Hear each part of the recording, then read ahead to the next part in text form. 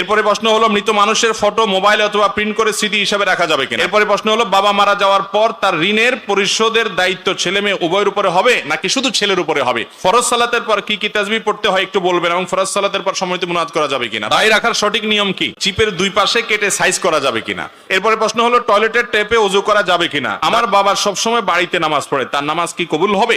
যে কোনো শুভ কাজের শুরুতে অথবা কোনো বিপদ আপদে বাসা মিলাদ করা যাবে কিনা। এরপরে প্রশ্ন হলো মেয়েরা মাথার খোপা উঁচু করে বাঁধে, এভাবে বাঁধা যাবে কিনা। এরপরে প্রশ্ন হলো সুন্নত নামাজের কাজা হয় না, তাহলে যোহর ও ফজরের আগে যে সুন্নত আছে এগুলো ছুটে গেলে কিভাবে পড়বো।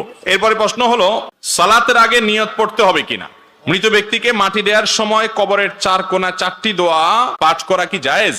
এরপরে প্রশ্ন হলো পানি পান করার সময় বাম হাতে গ্লাস ধরে ডান হাতে লাগিয়ে পানি পান করা যাবে কিনা এবং পানি পান করার সঠিক নিয়ম জানতে চাই। এরপরে প্রশ্ন হলো ওযু করার সঠিক নিয়ম কি, সহিহ হাদিস মতে একটু দেখিয়ে দিবেন। এরপরে প্রশ্ন হলো মাজারে ভালো কিছু লাভের আশায় গরু ছাগল ইত্যাদি দেওয়া যাবে কিনা। তাসবিহ দানায় তাসবিহ গণনা করা যাবে কিনা। আমি নতুন বিয়ে করব, বাসর ঘরের স্বামী স্ত্রীর কি কি আমল আছে একটু যদি বলতেন। আচ্ছা, এরপরে প্রশ্ন হলো শ্বশুর বাড়ি থেকে যদি কোনো কিছু উপহার হিসাবে দিতে চায় আমি কি তা নিতে পারবো। আমাদের এলাকায় জানাজা নামাজের পর সম্মিলিত মুনাজাত করা হয়, কিন্তু এখন অনেক আলেমগণ বলতেছেন এটা নাকি বিদআত। কোরআন ও হাদিসের আলোকে আপনার কাছে জানতে চাই।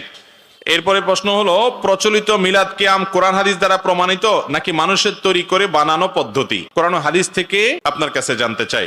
একজন স্ত্রী তার স্বামীর কাছে গরুর গোশত খাইতে চায়, কিন্তু তার স্বামীর বেতন ৩৭০০ টাকা। এই বেতন দিয়ে স্বামী গরুর মাংস